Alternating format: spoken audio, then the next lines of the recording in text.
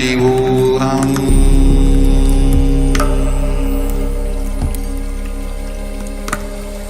Om Nithyananda Paramashivoham.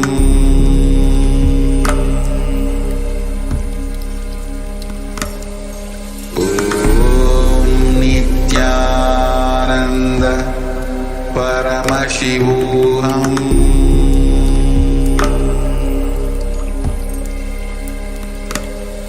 Om Nithyananda Paramashivoham.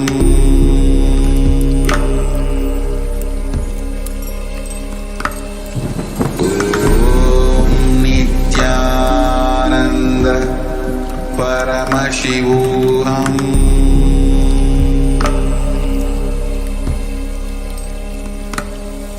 Om Nithyananda Paramashivoham.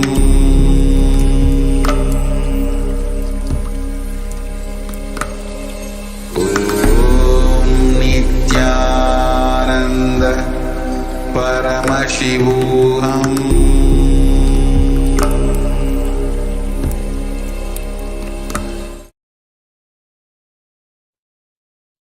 Nithyanandam Paramasukadam Kevalam Jnanamurtim Dvandvatitam Gaganasadisham Tattvamasyaadilaksham Ekam Nityam Vimalamachalam Sarvadi Sakshibhutam Bhavatitam Trigunarahitam Sadgurum Tam Namami. Nithyanandam, welcome to today's pre-Satsang hosting segment. We welcome all our viewers joining us from all over the world. We welcome all KAILASA vasis attending from all KAILASA monasteries, gurukuls, temples, ashrams, and centers from around the world. We welcome all Nithyananda TV, KAILASA TV, Hinduism Now TV, Facebook viewers, Instagram viewers, Twitter viewers, YouTube viewers, and all those who are blessed to have Jnana Diksha two-way video conferencing and who are joining us for today's program. We welcome all of you. We'll be starting with a brief introduction to the Supreme Pontiff of Hinduism. The Supreme Pontiff of Hinduism, Jagat Guru Mahasanithanam, His Divine Holiness, Bhagwan Nithyananda Paramashivam, is the reviver of KAILASA, a macrocosmic, ancient, enlightened Hindu civilization. The Supreme Pontiff of Hinduism is the 1008th incarnation of Paramashiva as per Hinduism, recognized by his predecessors who are enlightened masters and adepts. The Supreme Pontiff of Hinduism has made the science of power manifestation, yoga, and temple-based universities a lifestyle for humanity. Before 1981, the Supreme Pontiff of Hinduism was identified as the 1008th incarnation of Paramashiva by spiritual adepts and enlightened masters of Hinduism. In 1981, the Supreme Pontiff of Hinduism was initiated into Bala Sannyas and performed his first Chaturmasya Vratam at the age of 3. In 1988, the Supreme Pontiff of Hinduism was coronated as the future Guru Mahasanithanam of Thundai Mandala Adinam, the oldest monastic university. On 24th May 1994, the Supreme Pontiff of Hinduism was declared as a successor of Arunachala Sarunapita by Guru Parampara. In 1999, the Supreme Pontiff of Hinduism founded the mission Nithyananda Sangha to revive KAILASA International. The same year, 1999, the Supreme Pontiff of Hinduism was coronated as a successor of Kashi Sarunapita. On 4th November 2002, the Supreme Pontiff of Hinduism founded Adi KAILASA Sarunapita. On 1st January 2004, the Supreme Pontiff of Hinduism was declared as a successor of Bhagyanagar Sri Kurasana. On 31st December 2004, the Supreme Pontiff of Hinduism was declared as the incumbent emperor of Suryavamsa Suranki Samrajya of Suryavamsa. In the year 2007, the Supreme Pontiff of Hinduism was declared as the Guru Mahasanithanam of Adi Pallava Saraswati. In the same year, he was also declared as a Mahamandaleshwar of Mahanirvanithanam. On 27th April 2012, the Supreme Pontiff of Hinduism was coronated as the 293rd Guru Mahasanithanam of Madurai Shamla Pitha Sarvana Pitha, the oldest Hindu papal state and monastic kingdom. In the year 2013, the Supreme Court of Hinduism was officially coronated as a Mahamandalesh, Supreme Spiritual of Mahanirvani Akhara, the largest monastic order. The Supreme Pontiff of Hinduism was the youngest Mahamandalesha during this coronation. The same year in 2013, the Supreme Pontiff of Hinduism was declared as the Acharya Mahamandalesha of the Atal Akhara, the oldest monastic order in Hinduism, by Acharya Mahamandalesha Sukadevananda Ji, the then incumbent spiritual head. In the year 2014, the Supreme Pontiff of Hinduism was coronated as the Guru Mahasani of Nanjor. The same year in 2014, the Supreme Pontiff of Hinduism was coronated as the Guru Mahasannidhanam of Tiruvarur Adinam, and he was also coronated as the Guru Mahasannidhanam of Vedarati, and he was also coronated as the Guru Mahasannidhanam of Panchati.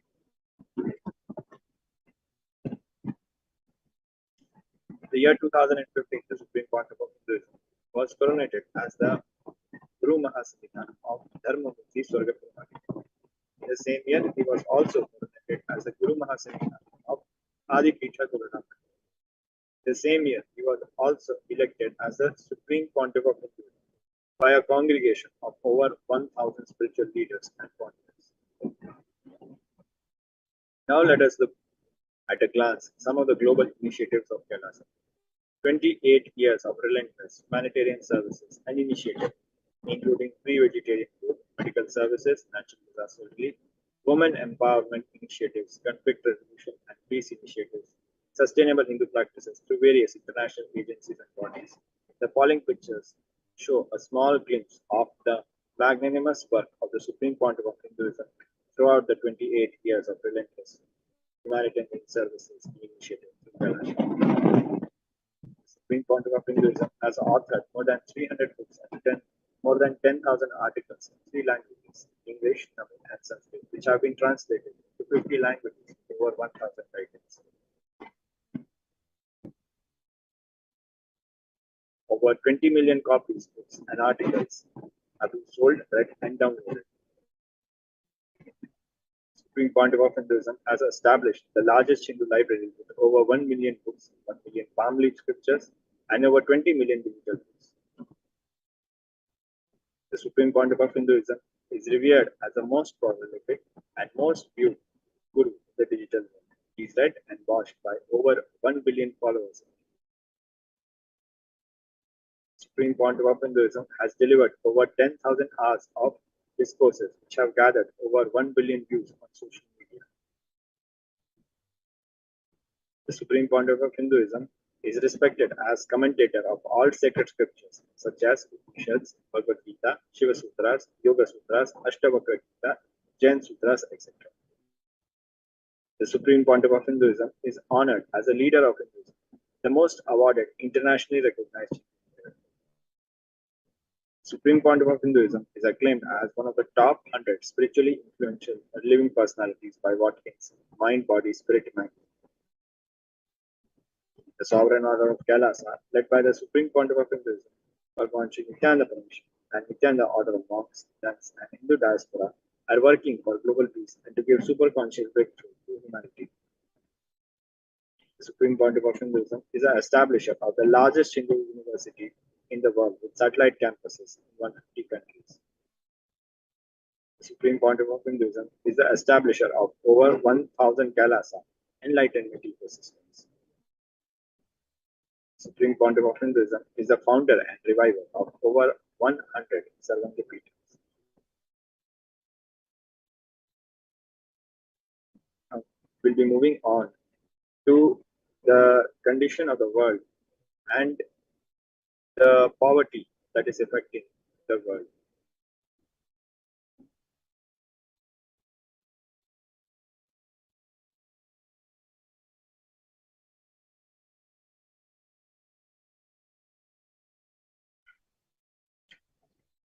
About 9% of the world, or 689 million people, live in extreme poverty on less than $1.9 a day.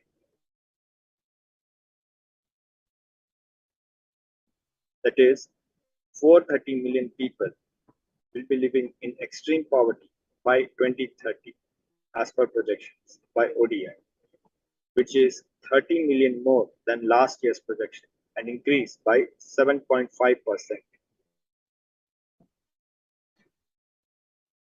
1.3 billion people already live in multidimensional poverty, of which 32% are under 10 years of age and about 50% are children.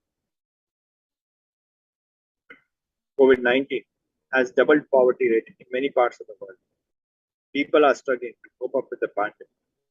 Poverty rate has jumped from 21% in 2018 to 42% in 2020.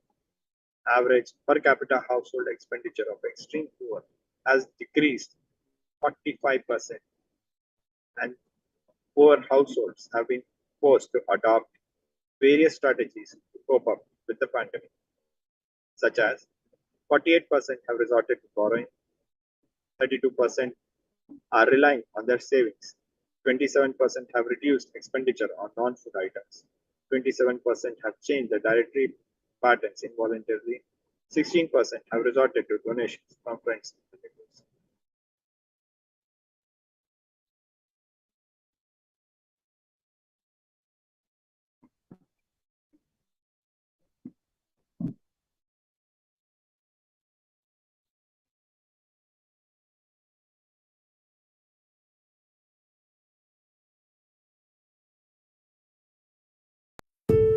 Humanity has reached a level, we have evolved enough technology to provide food, clothes, shelter, medical care, all the fundamental basic needs for all 8 billion people.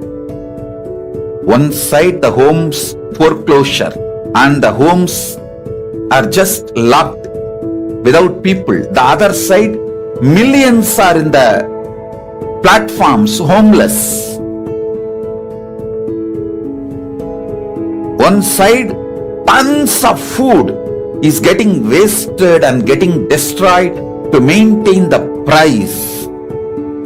The other side, millions dying without food. Millions of clothes used only once is dumped into ocean because people don't know what to do with it. I have decided KAILASA is going to pick up a project. I call that project as Ishanya, collecting these things which is getting dumped and wasted, which is in turn becoming hazard for the nature, and distributing it to the place and countries, people for whom it's a great boon. In this Chaturmasya alone, we will be able to bring 1 crore people out of poverty.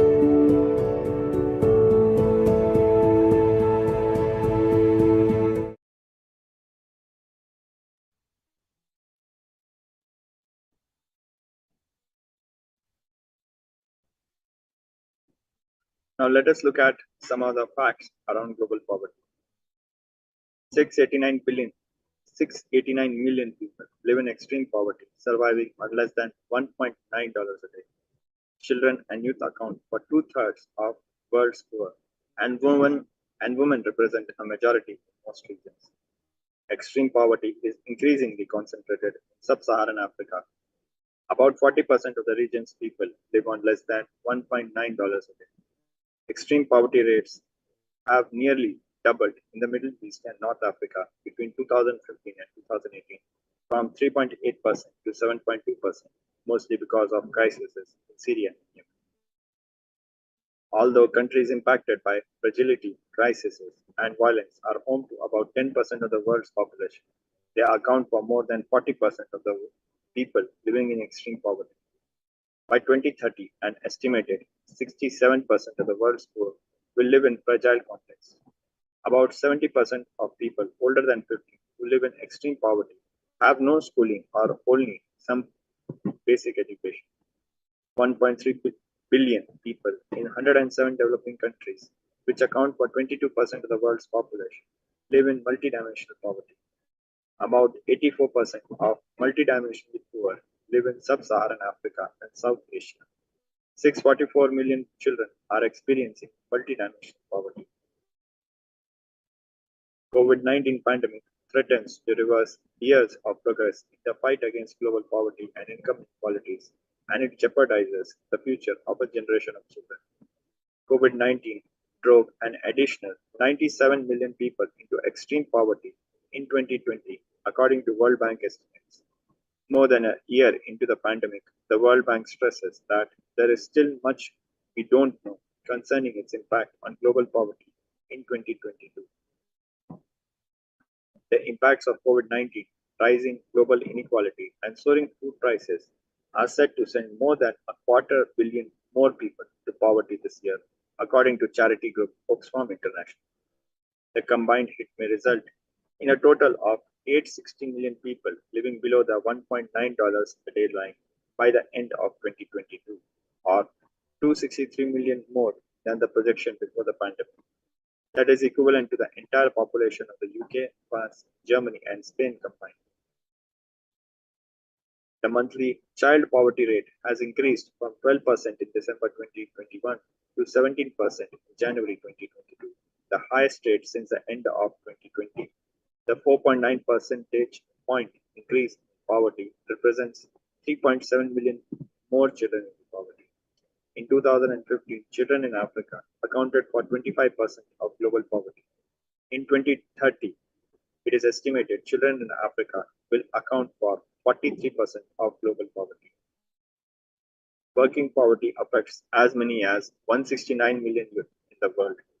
The number increases to 286 million if the near poor are included.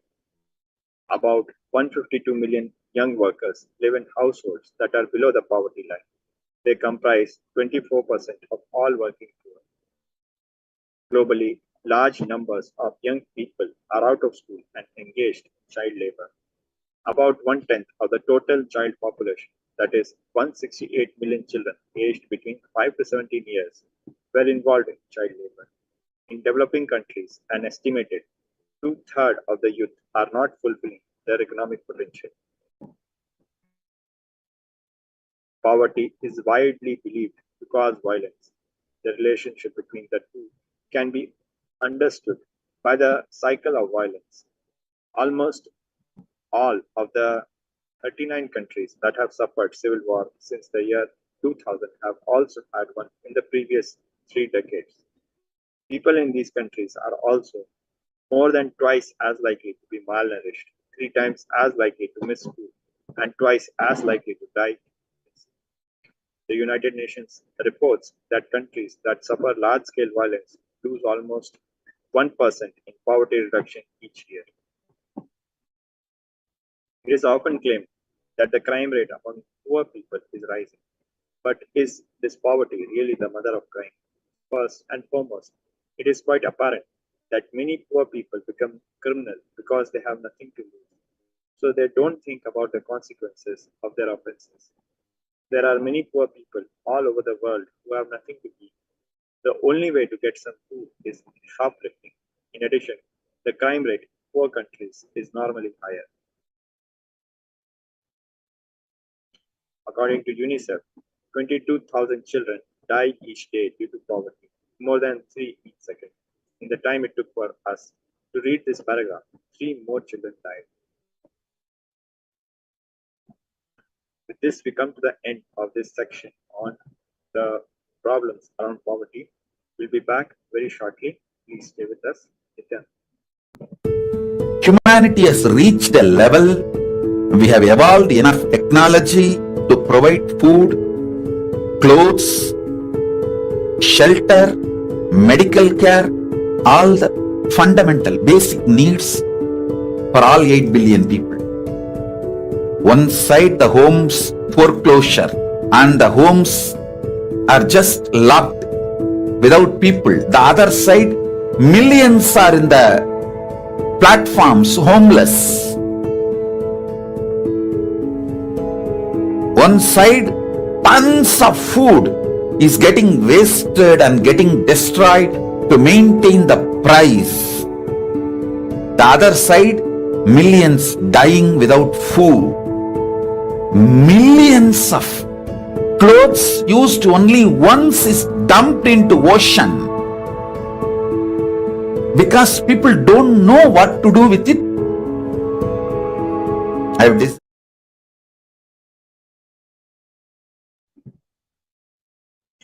Welcome back. Now we'll be looking at KAILASA's Ishanya project as a response to world's problems, especially around poverty. The actual truth is, humanity as a modern society have already reached a state of technology and infrastructure to provide food, clothing, and medical care for all 8 billion people calling planet Earth home. Unfortunately, our decision makers have not reached the necessary conscious level to make the humanitarian decisions of providing basic needs for all 8 billion people. The survival needs of all 8 billion people doesn't depend on availability of housing and food, but rather on the conscious level of decision makers. It is only consciousness we lack, nothing else. Now let us look at the condition of the world at a glimpse around food wastage. One side dumps tons of food to the waste in oceans and landfills in order to maintain steady prices. On other side, millions die of hunger. Now let us look at medical equipment wastage. One side dumps functional medical equipment for new models. The other side, millions die without access to the very basic medical equipment. Now let us look at cloth wastage. One side dumps millions of tons of barely worn clothes into the ocean. The other side struggles for basic clothing. Now let us look at home and shelter wastage. One side faces home foreclosures and empty, locked homes. The other side faces homelessness. We'll be looking at food wastage.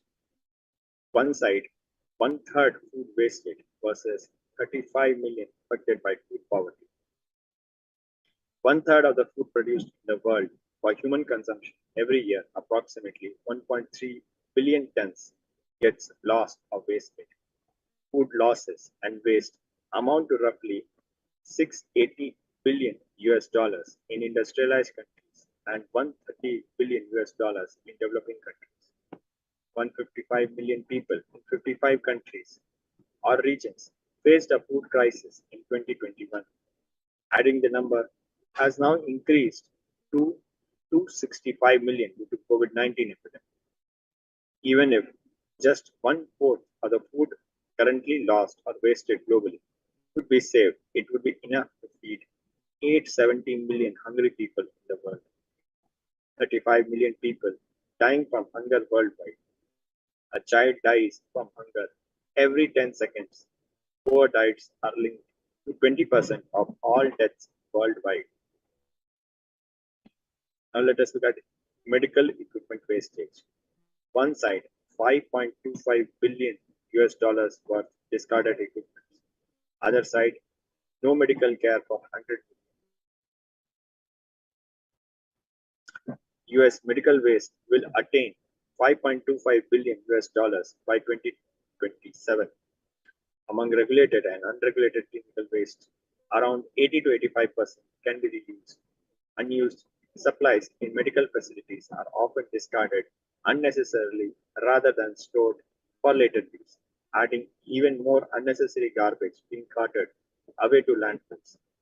Reprocessing industry saving 15 million pounds of medical waste from landfills and reducing costs to hospitals and surgical centers by over 544 million US dollars.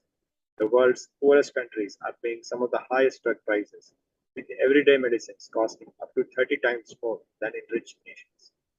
Half of the world lacks access to essential health services. 100 million still pushed into extreme poverty because of health expenses. Now let us look at cloth wastage. One side, 59,000 tons wasted clothes. Other side, cloth poverty affecting 1/8 of the children.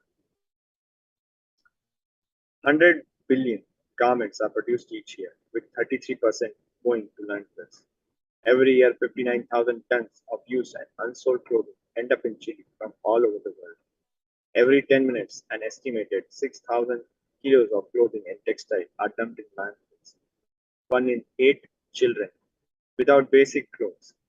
1 billion children worldwide are multidimensionally poor without access to basic accessories. 22,000 children die each day due to inhygiene around the world. Now let us look at vacant home and shelter.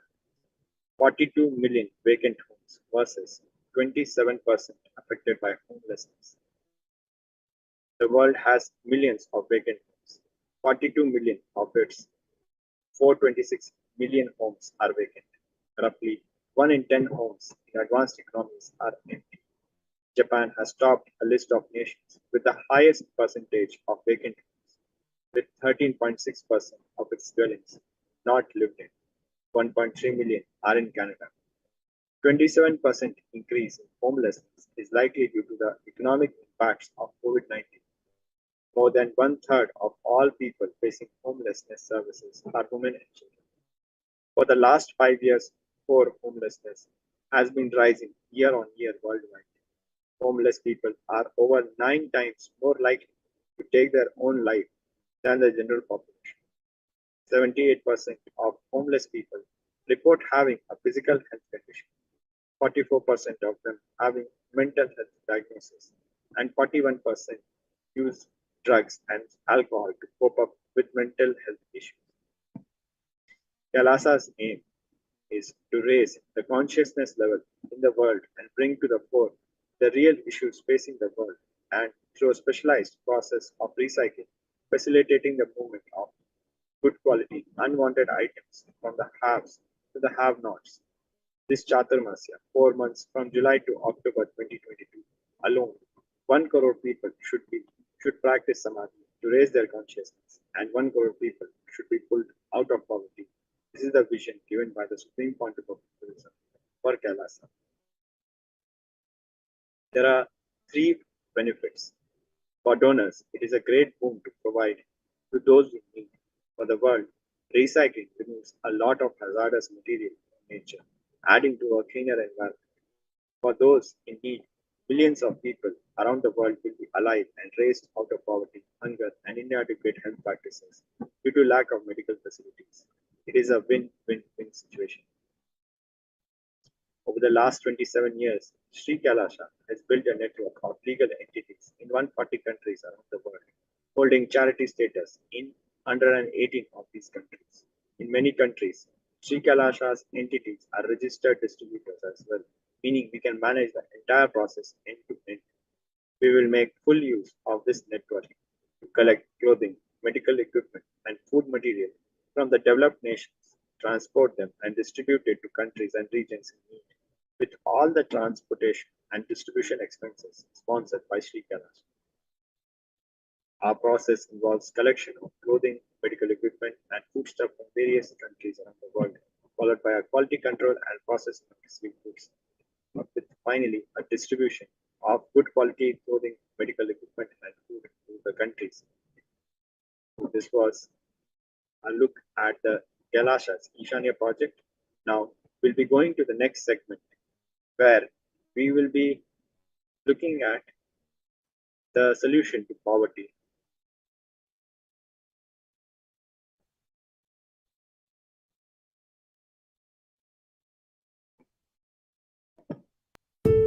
Humanity has reached a level, we have evolved enough technology to provide food, clothes, shelter, medical care, all the fundamental basic needs for all 8 billion people. One side the homes foreclosure and the homes are just locked without people. The other side, millions are in the platforms homeless. One side, tons of food is getting wasted and getting destroyed to maintain the price. The other side, millions dying without food.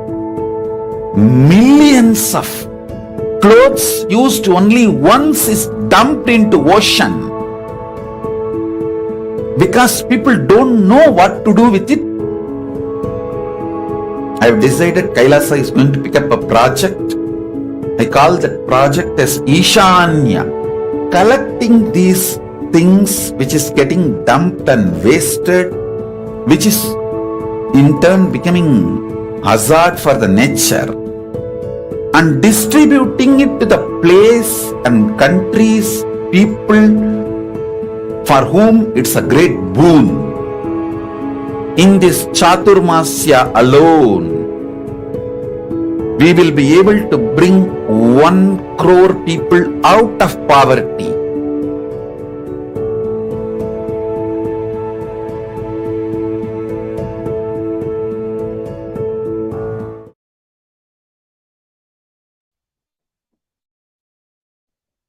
Nithyananda, welcome back.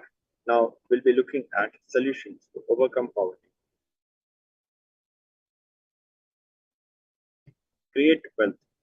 Life can be equated to 2 things. 1, ability to achieve what you want in the inner or outer world. 2, just getting stuck in both the worlds. These are the only 2 equations. Right diagnosis. Everybody wants wealth, but they do not increase the life in them to the level they want it. Wealth can be equated to the life energy you express. It is a straight equation because as of now, a normal man has wealth as his first priority in life. So if you do not have wealth, don't blame anybody. You are not expressing life. Life energy is not happening. The goal of creating wealth. Creating wealth is intrinsic part of life. Krishna says very beautifully in Gita, Gahano Karmano Gati. The universe by its nature works, works, works. If you have at least the goal of creating wealth, you will be creative. Your energy will be channeled properly. The first priority in life should be for moksha, enlightenment. Till that happens, the second priority can be creating wealth. Creating wealth makes you non-violent because your whole energy becomes creative. Creating wealth brings tremendous interest in life and non-violence. What is wealth? Wealth is not just an object or a thing to be achieved. Wealth is an extension of you. Anything that adds to you is wealth. The quality of health you enjoy, the state of your relationships, the fulfillment you experience in your career, your mental state, your sense of inner fulfillment. All these are measures of the success with which you have created wealth in your life. Wealth is a utility. Wealth is not even just money or currency. Money is one wealth. Currency is one wealth. The assets are one wealth. Being alive, active is one wealth. All the 4 put together is wealth. Money, currency, assets, being active. Wealth is neither bad nor good. It is a utility. Wealth consciousness means making a clear decision to break out of the myths and mental patterns that impoverish us and draw us again and again into poverty cycle. You manifest what you believe. You don't manifest your desire. You manifest your cognition, what you cognize and perceive as reality. The gap between beliefs and desires. Many of us say, I really desire wealth, but deep down we believe wealthy people are arrogant people, bad people. They do a lot of wrong things. If you believe wealthy people are arrogant, bad, wrong, they do many wrong things. They exploit others. If you have that belief, how are you going to manifest wealth in your life? Let us now look at all the beliefs you carry about wealth. Common belief 1. Wealthy people are arrogant, bad people. You carry deep resistance of wealth, leading to you will not accumulate wealth. Even if you accumulate, you will carry guilt of wealth. Truth is, arrogance does not come by wealth. Arrogant people will be arrogant whether they have wealth or not. Arrogant means behaving as if you are more important than or know more than other people. But we wrongly associate wealth to arrogance, create a pattern, and start hating wealth as well, the same way we hate arrogance. Another common belief is poverty is good. Deep inside us, we label poverty as a good quality. We feel reverence and respect for poverty. How are we going to generate wealth? Another common belief is handling wealth is more with responsibility. We may feel uncomfortable. Whatever I want, I will not get it. Maybe you came to this conclusion by looking at some wealthy people who did not have any time for themselves. Build persistence. Anything you cognize, you create a certain energy field about your cognition. You attract situations, people, everything around you to make that cognition into reality. All you need is will persistence. Your decision, you are not going to give up. Your intention is will persistence. It is possible. You may be desiring to have wealth, but you may not be believing, perceiving, and cognizing it as your possibility. The first and foremost important step we need to do is to create an energy field of attracting wealth. Create a magnetic field. First step, clean up the incompletions and patterns you carry about wealth and create a right space, a powerful magnetic energy center in you. You attract wealth, situations, and people that support you to create wealth like magnetic energy center for manifesting wealth the way you want. Completion with wealth. Dig out all the incompletion about money. Keep writing whatever comes to your mind. The moment you remember money, does it bring tremendous pain, suffering, impossibility, all that in you? What is the emotion or energy it evokes in you? The moment you think of money, whatever you feel and think, money is difficult, money is impossible, unless you cheat. You can't get money. Even if you cheat, somebody will cheat for you. So much goes on inside you about money. Your incompletions with money.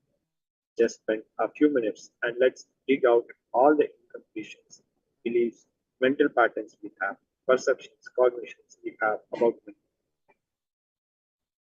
The moment you think of money, whatever you feel and think, money is difficult, money is impossible, money is unless you cheat, you can't get money.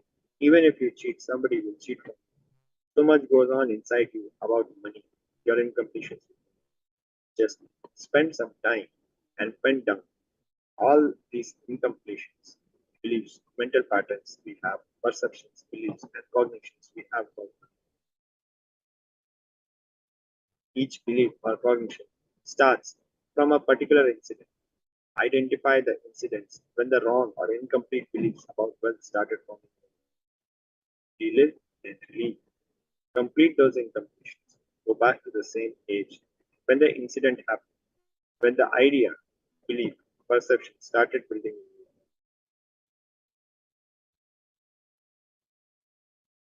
Second step is to consciously decide what you want to manifest in next 3 months in the wealth dimension. Write clearly what is your intention, what is it you want to manifest in next 3 months in the field of wealth. Whatever you think as well, you may think more than money, currency, a person as wealth for your life, or situations as wealth for your life, or for some being active. People feel even extraordinary powers as your wealth. Whatever you consider as your wealth, you want to manifest, attract it in the next 3 months. Please pen down. With this, we come to the end of today's pre-satsang segment. Very shortly, we'll be starting with today's alive satsang. Now, let us all sit straight with folded hands. Let us chant the Mahavakya, Om Nithyananda Paramashivam, to receive our beloved Guru and prepare ourselves to be in the space to receive our beloved Guru for today's alive, free, alive satsang. Om Nithyananda Paramashivoham. Om Nithyananda Paramashivam. Paramashivoham. Om Nithyananda Paramashivoham. Om Nithyananda Paramashivoham. Om Nithyananda Paramashivoham. Om Nithyananda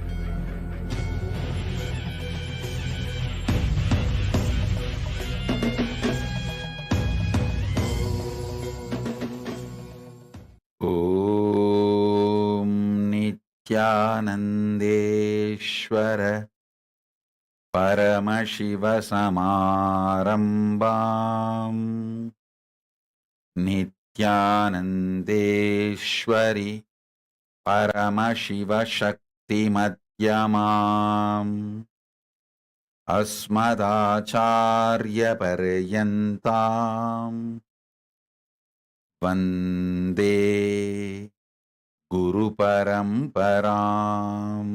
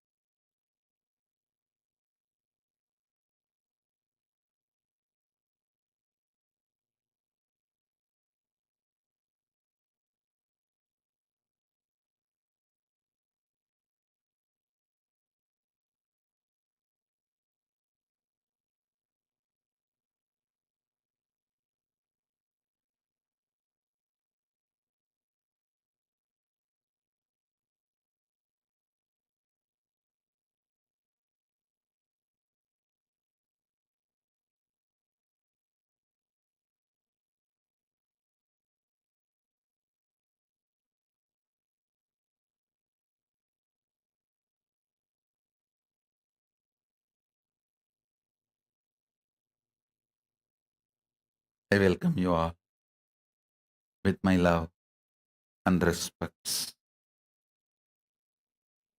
I welcome all the devotees, disciples, Samajis, Satsangis, Shri Mahants, Mahants, Tanedar, Kotari, visitors, viewers, everyone on this auspicious occasion of Ganesha Chaturthi.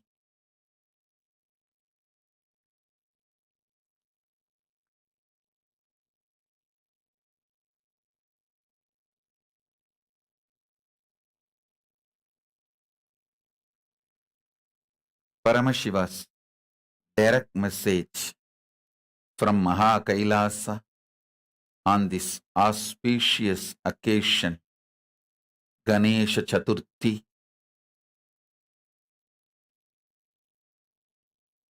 Ganesha, Ganapati, Vinayaka is real.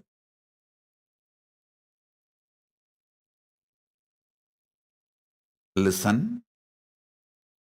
Ganapati, Ganesha, Vinayaka, Vigneshwara, Ganeshwara, Mahaganapati is real.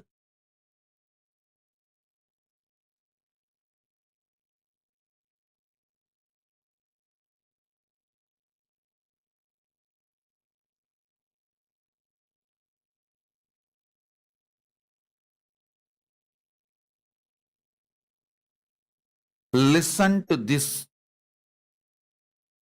real truth about the real existence,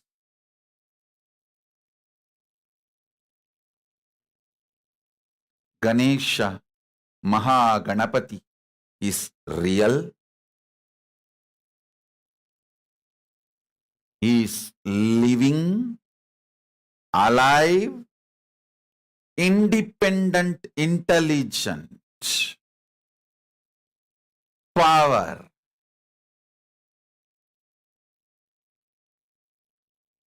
Invoking him, calling him, praying to him, remembering him, connecting with him, all that makes him manifest in you. All that makes him manifest in you. Listen.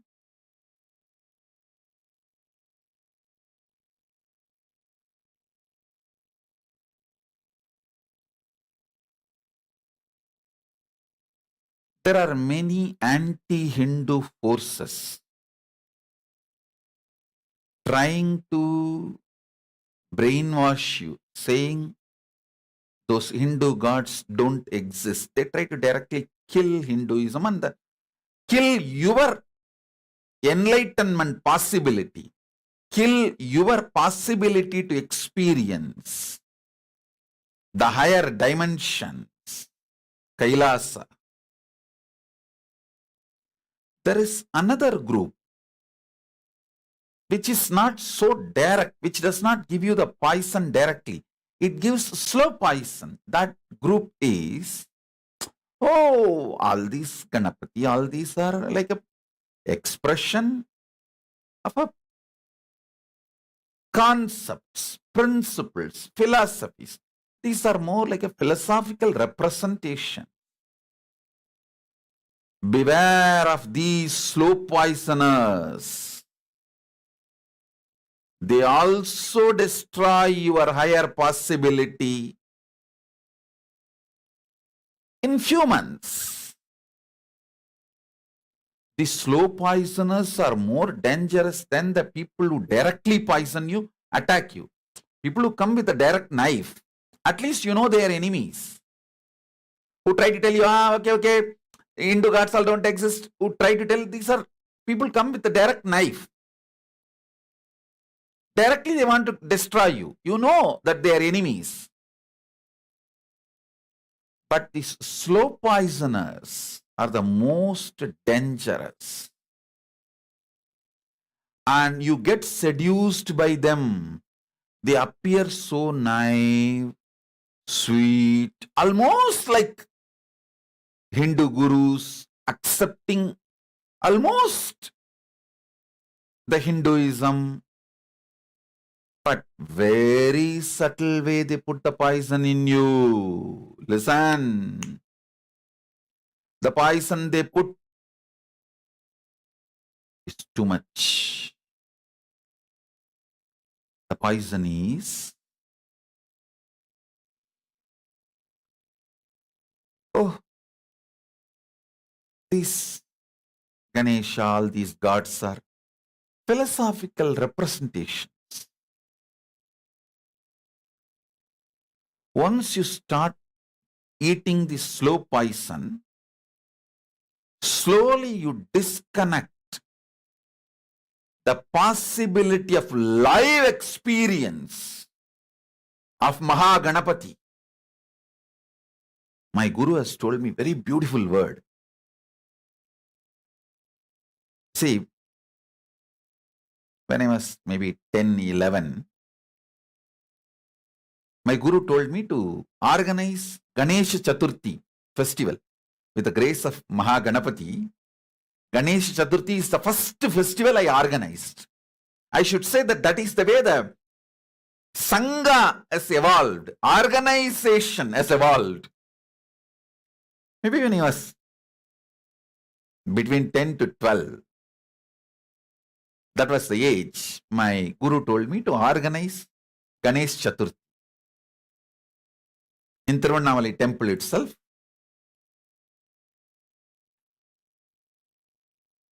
So I asked her,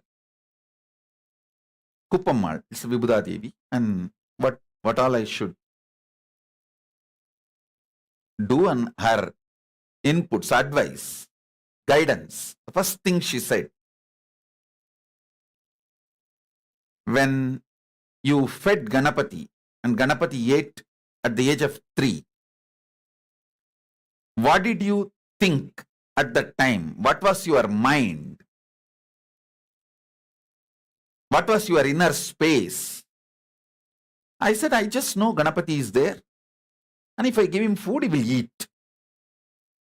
She said, go with that same exact, precise inner space. She told beautifully in Tamil. Vinayagan தத்துவத்தின் வரைபடம் அல்ல, தத்துவத்தின் உயிர்ப்படம். தத்துவத்தின் உயிர்ப்பாடு, தத்துவத்தின் வரைப்பாடு அல்ல. He is not philosophical representation. He is manifestation of philosophy. He is not a concept drawn. He is living being, independent intelligence.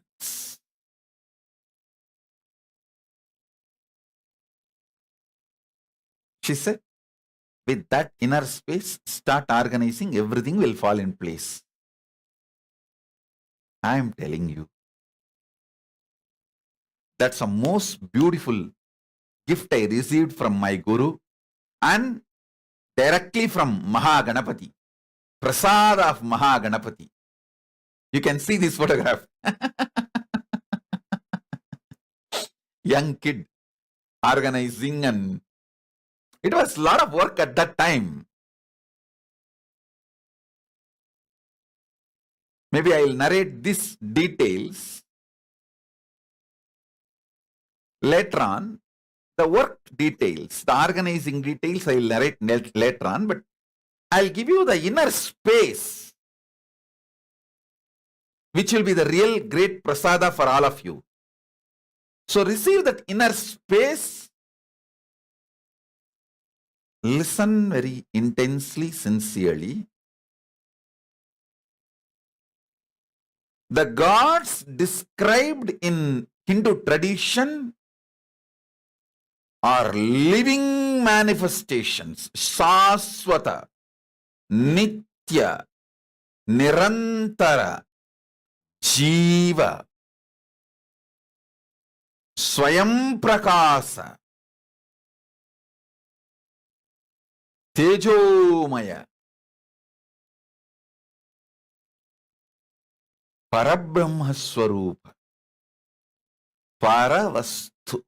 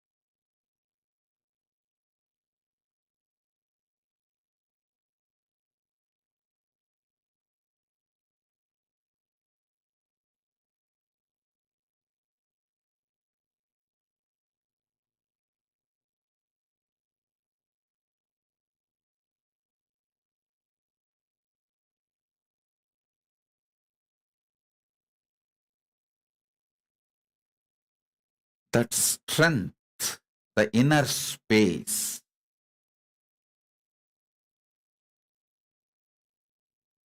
energy, confidence, experience,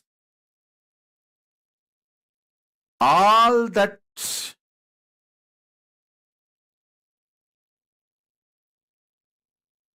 is the prasad I received from Maha Ganapati, who is alive. Listen, because I received all these great prasadas of energy, positivity, creativity, I will not say Ganapati himself is the description of these qualities. No.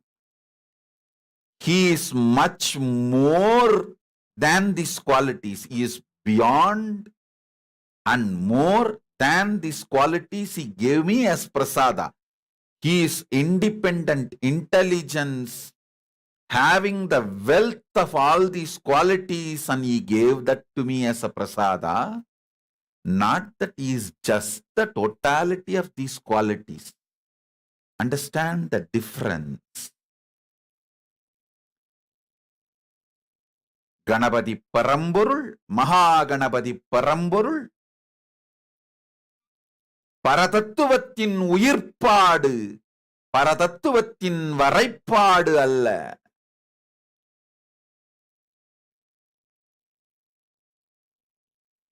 பரதத்துவத்தின் உயிர்ப்பாடு, பரதத்துவத்தின் Varaippadu அல்ல.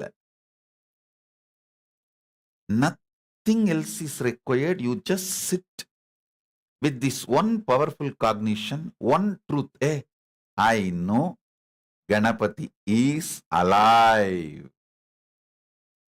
Sitting with his huge belly and large elephant head, laughing in ecstasy.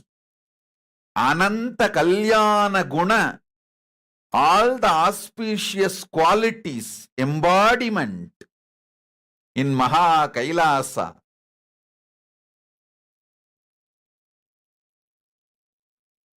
In eternal bliss, running riot on all the food that is offered to him, enjoying.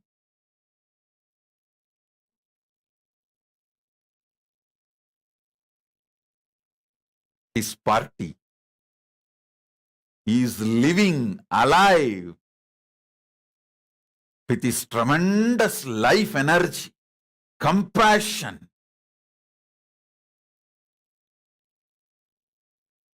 He is just granting all the boons. People ask, just remember, connect with this reality. Understand? I am giving you the live coverage. Live coverage of as it is happening now in Maha KAILASA. Sit with this and connect with him. Mahaganapati Paramburule.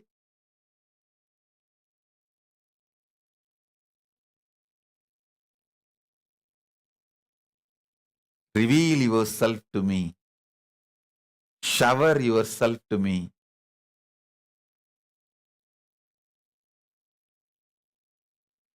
You can ask whether the silly desires and needs and wants you have are the great enlightenment experience or he himself.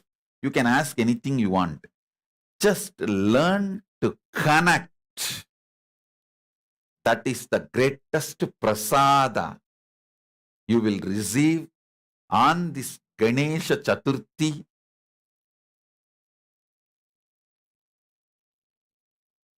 On this auspicious occasion today, listen.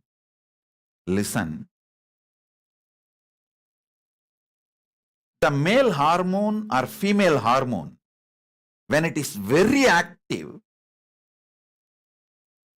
in the human body, it makes you strongly believe only in this plane.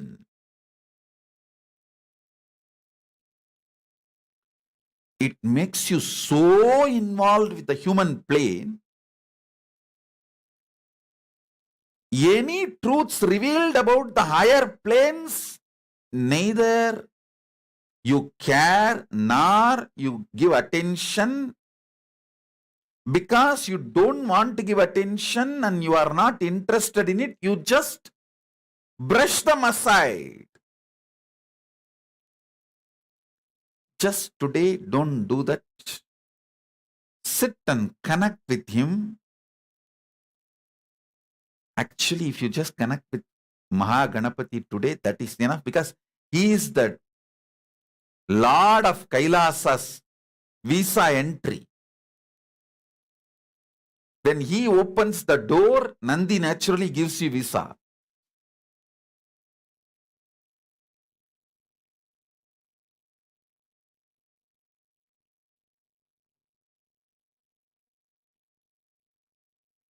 Mahaganapati. When you go to Mahakailasa, first you will see Ganapati only.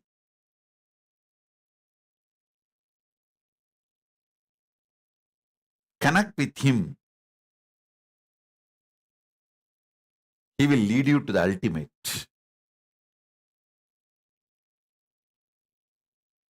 He is embodiment of compassion. Listen. Do not eat the poison anti-Hindu forces dump on you and brainwash you.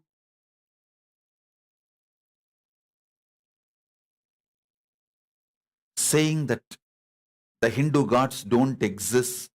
It's all just myth. Listen.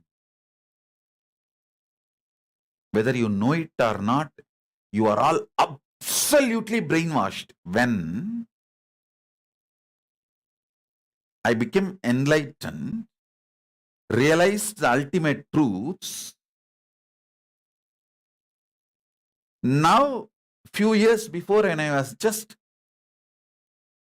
casually looking at the science books, the school syllabus, college syllabus, science books, for some reason, few of the science books were brought to me. I was just seeing, listen. Only then I realized,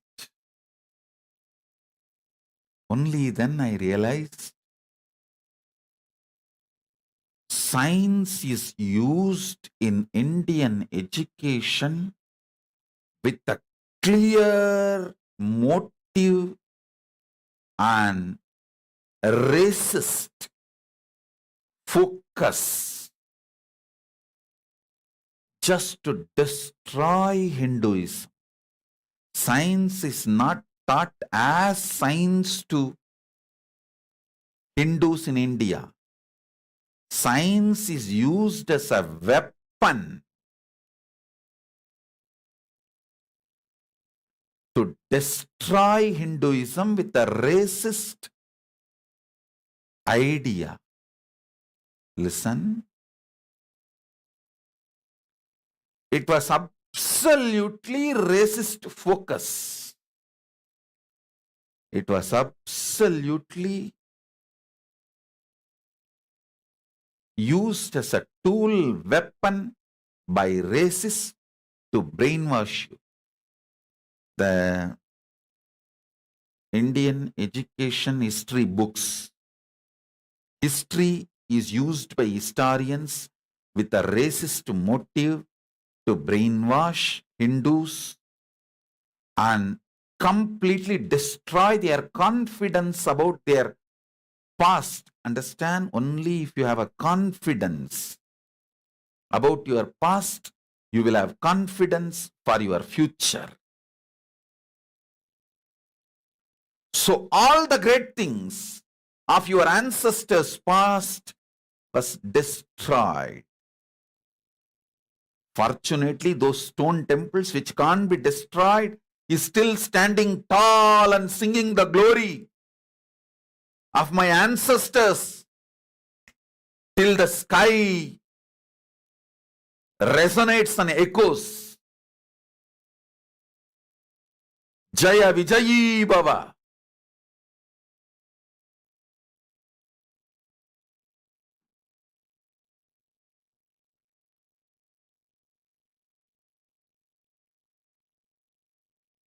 But history books in Indian education system is made to brainwash you to forget something like that existed or existing.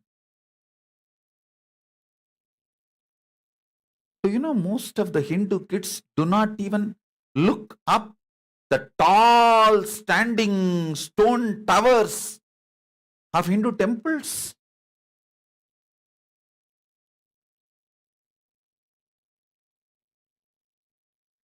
They do not spend time even to think, oh God, even with all the equipments and machineries and modern day tools, everything available,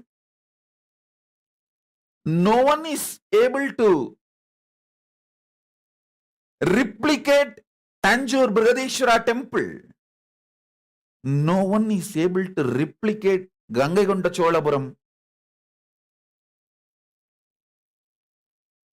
Rajendra's, the temple he built.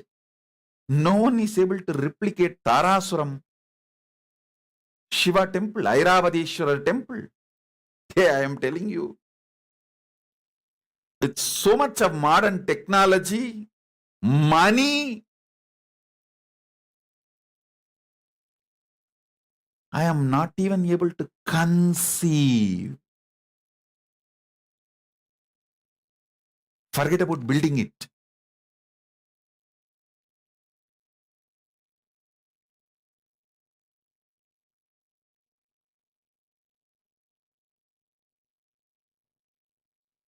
Listen.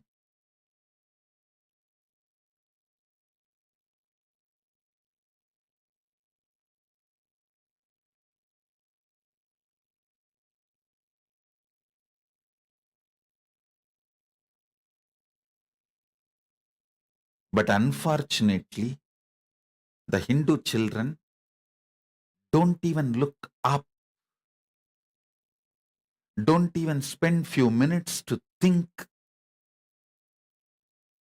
because they are brainwashed not to look, not to see the glorious past of the Hindu knowledge and Hindu traditions. Everything Hindu is discarded as worthless with absolute illogical questions.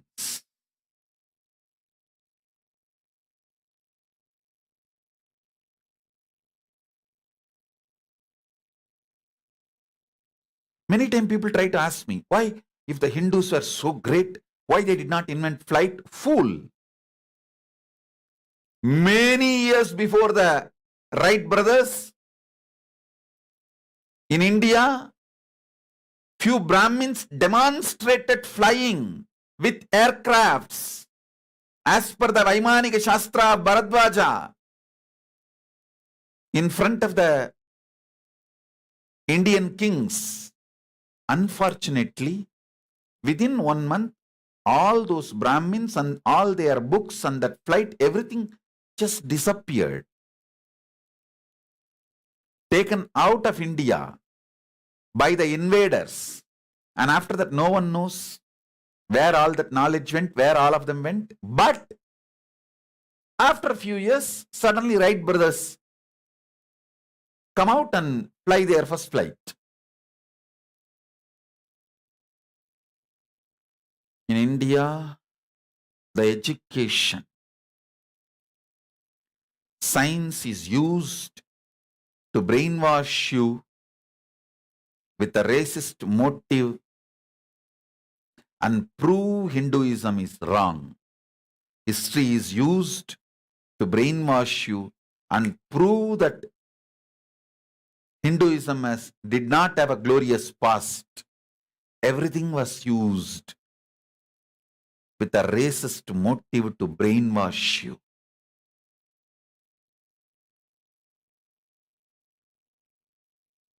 Come back Hinduism does not need reformation, it needs revival. Hinduism does not need reformation, it needs revival.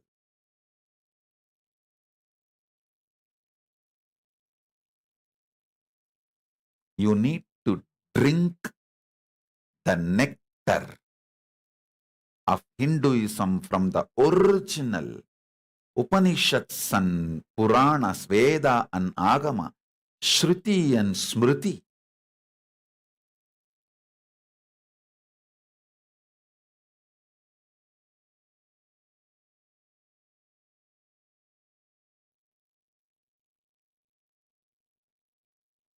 Stop learning about Hinduism, reading about Hinduism from the translations done by the people with a racist motive, racist intention, racist focus. To destroy Hinduism, they translated. Stop reading those books and learn about Hinduism. No. Learn about Hinduism from the original scriptures, Vedas and Agamas and Shruti and Smritis, which is translated by the Hindu practitioners. If you want to read Ganapati Purana, Mahaganapati Purana, know about Mahaganapati, read the original Purana written by Vedavyasa. If you feel you don't know Sanskrit, then read the translation by the person who has experienced Mahaganapati, who has seen Mahaganapati.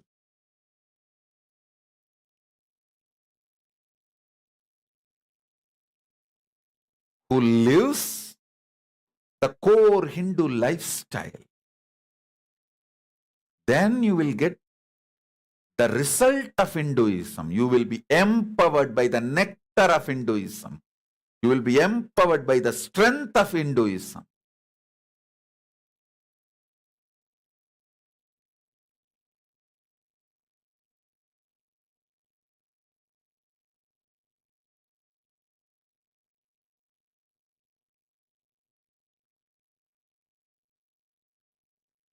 Again and again, these anti-Hindu forces try to be very nice to me. How you know? They will send a message. Swamiji, Hindus are not accepting you, attacking you again and again. Why don't you realize and move away from Hinduism? Make your organization more like yours. Your own new invention, philosophy, kind of a reformation of Hinduism. I said, no. This is the exact strategy of the anti-Hindu forces. They will make Hindu leaders lose confidence on Hinduism and Hindus. So the Hindu leaders compromise and give a diluted version of Hinduism, like, oh, Ganapati is the great manifestation and painting and projection or presentation of the highest intelligence possible. Shit. Ganapati is a living, independent intelligence, conscious more than what the word conscious can describe. Super conscious, alive, can respond even to the thought in your core being.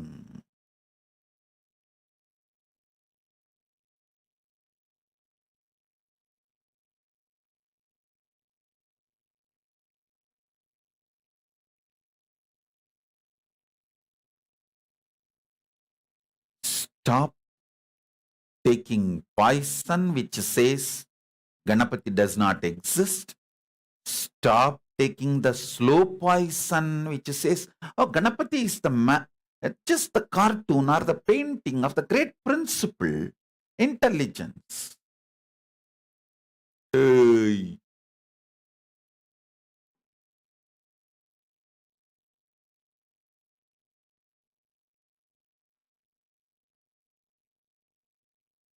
Is living, alive, Shashwata, Nitya, Suhanyana Ananda, Swayam Prakasa, Tejomaya,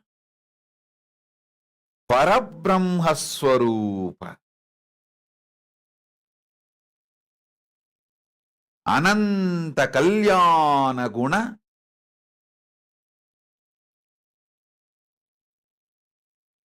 Sthirasannitya, Prajnana, Prasanna, Paravastu, Paramavastu.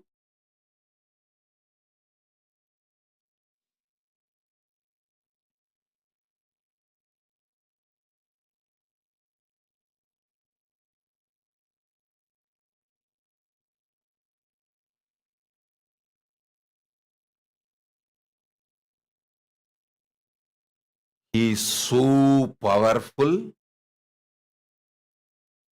Not only he resides in Maha Kailasa, he can manifest in the Archavatara anywhere you invite him, or in your own consciousness when you invoke him.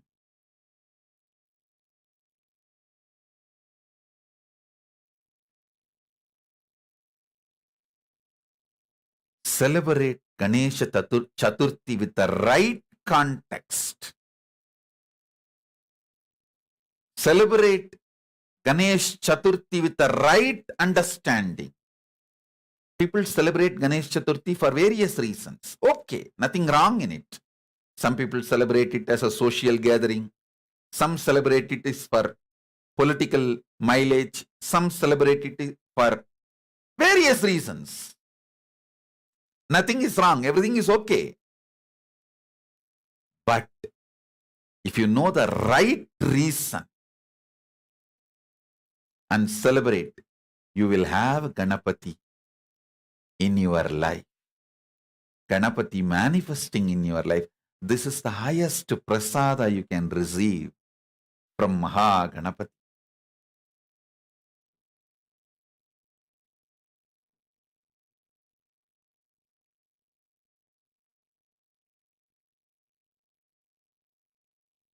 This is the best and greatest way to celebrate, experience Ganesha Chaturthi and Ganapati.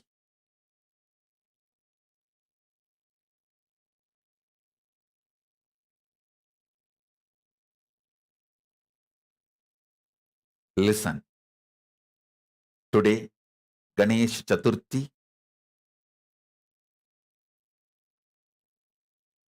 all of you sit with this one understanding. Oh Mahaganapati, I know you exist in Maha Kailasa, and I know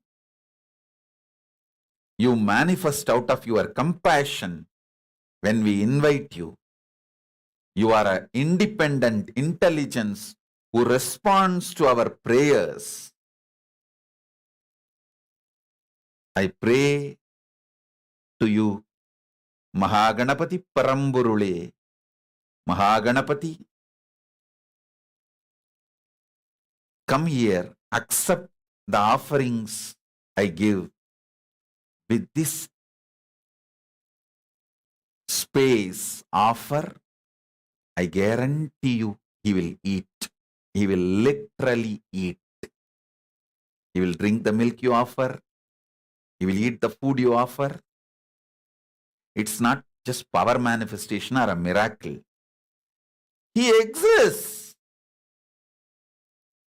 Extraordinary things are ordinary life for Hindus. Be very clear. It's not miracle. It's a usual thing. He is there and we invite him. He comes and we offer our whatever we know as food and whatever we know as the best. He eats. That's all. We ask him for blessings. He gives the blessings. Over. There is nothing extraordinary in it.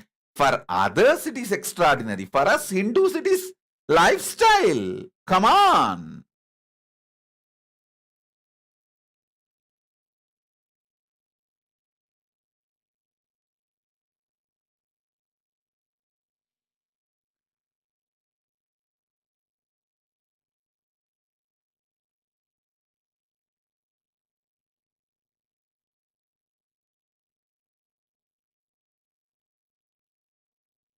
Do it.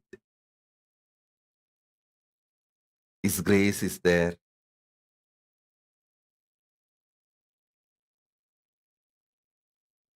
I tell you, just now, he himself gave the permission and blessings to tell this truth to all of you and to initiate all of you.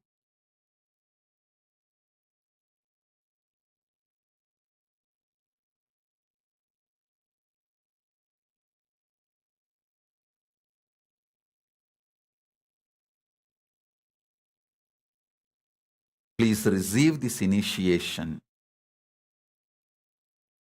Enjoy the experience of Mahaganapati.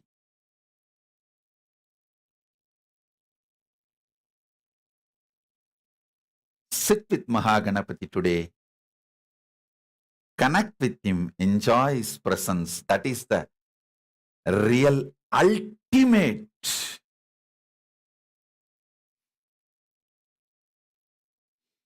prasada you can receive from Mahaganapati